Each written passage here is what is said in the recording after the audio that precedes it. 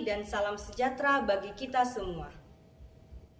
Saudara-saudari yang terkasih, hari ini merupakan Minggu Biasa ke-6 tahun liturgi C. Adapun bacaan Injil kita pada hari ini dikutip dari Injil Lukas bab 6 ayat 17, dilanjutkan ayat 20 sampai 26. Dalam Injil Lukas bab 6 ayat 17 diceritakan Yesus bersama dengan kedua belas muridnya turun bersama-sama dan bertemu dengan sejumlah orang lain di tempat yang datar. Di tempat datar inilah dia mengumpulkan umat baru ke tempat datar tersebut, atau biasa disebut tempat Tuhan kelihatan. Dan di tempat itulah semua orang dapat memandangnya. Di tempat datar itu pula Yesus mengucapkan berbagai ucapan bahagia dan peringatan kepada orang banyak. Saudara-saudari yang terkasih, perikop yang kita dengarkan ialah dari Injil Lukas. Lukas hidup pada masa ketika orang banyak umumnya menganggap hina pada orang-orang miskin. Pandangan yang muncul pada kala itu adalah orang yang miskin berarti tidak berkenan pada Allah. Oleh karena itulah, dalam perikop Lukas banyak memberikan perhatian kepada para kaum miskin. Pada perikop ini, orang miskin yang dimaksud adalah mereka yang tertindas, lumpuh, buta, kusta, dan cacat. Dengan demikian, orang miskin dalam perikop Lukas adalah orang yang miskin materi dan tersingkirkan dalam lingkungan masyarakat. Saudara-saudari yang dikasihi oleh Tuhan, tema yang kita kutip pada bacaan Injil hari ini yaitu membahagiakan orang kecil. Orang kecil yang dimaksud di sini bukanlah diukur dari segi fisik, melainkan dari status ekonominya. Seringkali orang beranggapan bahwa orang kecil itu merupakan orang yang miskin dan serba kesulitan di dalam menjalankan aktivitasnya sehari-hari. Selain itu, dikarenakan status ekonomi seseorang yang kurang memadai, banyak yang menjauhi supaya tidak memiliki nasib yang sama. Injil pada hari ini mengisahkan sejumlah orang yang berdiri dan berkumpul di sekitar Yesus. Mereka adalah murid-muridnya, juga orang lain yang berasal dari berbagai tempat dan daerah. Di saat mereka berkumpul bersama, maka ia menyerukan sebuah ajakan untuk berbahagia. Subjek dari ajakan Yesus sendiri ialah orang miskin, dalam artian yang ditolak dan dikucilkan oleh sesamanya, serta yang mengalami penderitaan baik secara fisik maupun psikis. Tujuan utama dari ajakan Yesus tidak lain supaya mereka hidup berbahagia.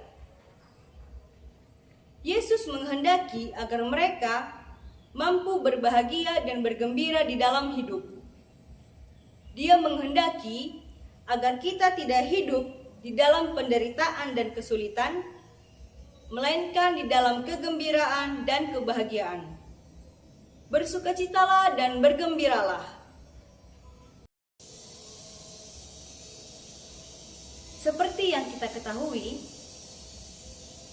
sangatlah sulit bagi kita untuk menemukan dan merasakan suatu kebahagiaan di dalam hidup. Kita akan lebih mudah untuk menemukan rasa kesulitan dan penderitaan di dalam hidup. Untuk itu, kita akan lebih sering mengucapkan keluh kesah kita daripada rasa ungkapan syukur kita.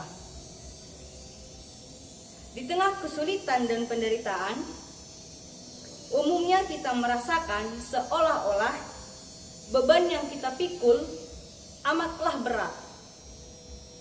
Dalam situasi itu juga, kita sering merasakan ditinggal, dijatuhkan, dibuang, dikucilkan, dan diabaikan oleh sesama, bahkan keluarga terdekat sendiri. Oleh sebab itu, orang beranggapan bahwa kita bisa merasakan kebahagiaan yang sesungguhnya apabila kita sendiri telah keluar dan bebas dari penderitaan serta kesulitan yang dihadapi. Pertanyaan yang sering muncul, bagaimana sih orang-orang kecil bisa keluar dari penderitaan dan kesulitan mereka? Lalu bagaimana juga mereka bisa menemukan arti dari kebahagiaan yang sesungguhnya? Siapakah yang akan menolong mereka jika mereka sendiri pun merasa terasingkan dan dikucilkan dari keluarga dan sesama mereka? Penolong mereka yang utama adalah diri mereka sendiri. Mereka sendirilah yang harus bangkit dan menolong diri mereka. Sebab kesulitan dan penderitaan yang kita alami adalah hasil dari sikap diri sendiri. Jikalau kesulitan dan penderitaan adalah hasil dari tindakan kita sendiri, maka kebahagiaan pun harus berasal dari gerakan perubahan yang ada pada diri sendiri. Selain itu, kebahagiaan adalah tanggung jawab kita semua, yang artinya kebahagiaan dapat kita raih apabila kita bersama-sama dalam meminimalisir penderitaan dan kesulitan yang kita hadapi maupun dihadapi oleh orang lain. Contoh sederhana yang bisa saya berikan yaitu setiap anak di dalam keluarga pastilah memiliki peran masing-masing. Dalam menjaga kebersihan dan kenyamanan rumah, anak pun juga harus ikut terlibat. Jika di dalam keluarga tersebut memiliki 3 orang anak, maka ketiganya pun harus mengambil bagian di dalam menjaga kebersihan dan kenyamanan rumah. Untuk itu, diperlukan jadwal kebersihan yang diberikan oleh orang tua kepada anak sebagai bentuk kedisiplinan dan tanggung jawab dari anak tersebut. Jika ketiga anak tersebut saling membantu dalam kebersihan rumah, maka pekerjaan mereka pun menjadi cepat selesai. Begitu juga dengan pekerjaan sekolah mereka. Jikalau sang adik merasakan kesulitan dalam mengerjakan tugasnya, hendaknya sang kakaklah yang menolong mereka. Tetapi, sang adik pun harus tetap berjuang dalam mengerjakan tugas sekolahnya agar tidak selalu ketergantungan terhadap sang kakak. Dari bacaan Injil inilah, kita telah diajarkan untuk lebih peduli terhadap sesama kita, terutama orang kecil. Seperti yang telah disampaikan sebelumnya, bahwa tidak semua orang memiliki status ekonomi yang sama. Hendaknya kita senantiasa saling mendukung untuk mewujudkan hidup yang damai dan sejahtera. Yesus mengundang kita semua untuk merangkul orang-orang miskin, guna membuka mata kita terhadap penderitaan di sekeliling kita. agar kita pun memiliki kerinduan dibebaskan dari dosa.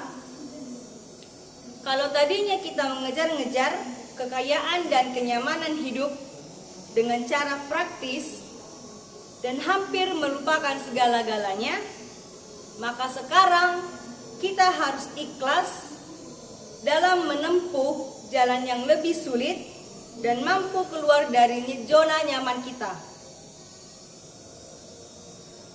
Menolong sesama dalam menghadapi kesulitan serta meringankan beban mereka merupakan panggilan kita sebagai umat Allah. Menolong sesama juga harus dengan hati yang ikhlas dan tanpa keterpaksaan. Dikarenakan hal itu merupakan panggilan, maka kita pun harus bisa membantu orang lain meskipun mereka tidak meminta secara langsung kepada kita. Karena itu, bertolong-tolonglah menanggung bebanmu. Berilah kepada orang-orang yang meminta kepadamu, dan janganlah menolak orang yang mau meminjam darimu.